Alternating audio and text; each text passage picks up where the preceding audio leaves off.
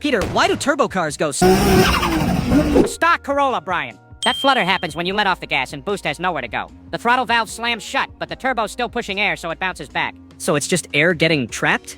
Exactly. That air reverses and chops through the spinning turbo blades. That's what makes the flutter. It's called compressor surge. So is flutter bad? Depends. Some guys love the sound, but it's not great for the turbo long term. That back pressure can slow the turbo down and put stress on the bearings. So a blow-off valve prevents that? Exactly. If you're running boost, a good valve saves your setup and keeps things smooth between shifts. Got it. Thought it was just for the sound. Most people do.